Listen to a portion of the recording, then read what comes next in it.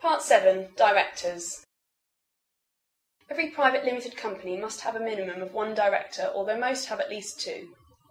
The advantage of having two directors is that the company's interests will be still protected in the event of the incapacity of one of the directors. Directors have a large number of duties, ranging from how to act to specific tasks which they must fulfil. Some of these are prescribed by law. General duties. There are a number of general duties which apply to all company directors as laid out by the Companies Act 2006. These duties are designed to guide the way that a director should act during the course of running the company. This protects the interests of any members, creditors, staff and clients.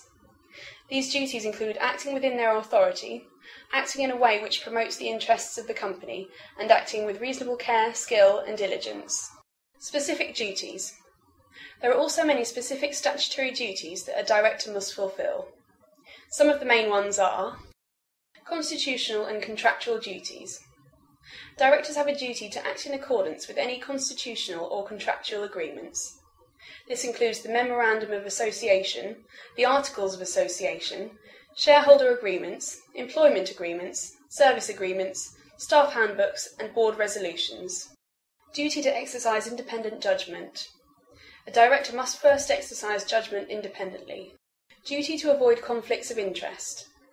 Directors have a duty to avoid conflicts of interest. In the circumstance where a conflict of interest arises, they must disclose this information to non-conflicted directors and allow them to make the decision regarding the issue. Duty not to accept benefits from third parties. Directors must not accept any monetary or non-monetary benefits from third parties for being a director. However, a director will not be in breach of this duty if the acceptance of a benefit does not lead to a situation where there may be a conflict of interest. Fiduciary duties.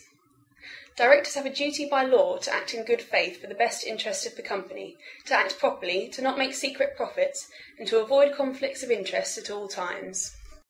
Management duties. It's the duty of the director to manage the company with care. This generally means that decisions and actions should be taken that benefit the company.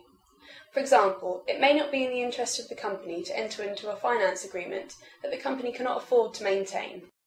Compliance duties. Directors are responsible for ensuring that compliance matters are dealt with in both an accurate and timely manner. This includes things such as registering with the Information Commissioner, taking out insurance, completing the company's house annual return, and maintaining the company's register. Employment duties. A director is responsible for the employment of his or her staff.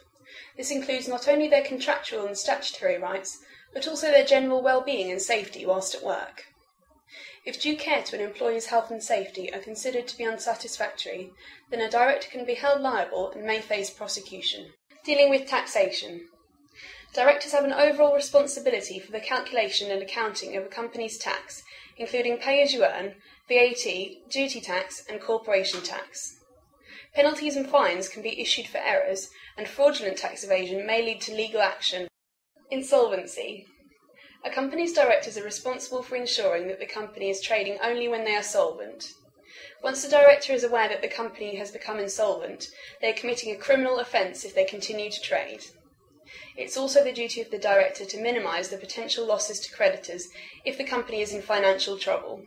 As a result of the potentially serious consequences that a director could face, it's important to ensure all directors are aware of the legal responsibilities placed upon them. Register your limited company online with Wisteria Formations for just $24.99. In 10 easy steps, you can have a limited company ready to go.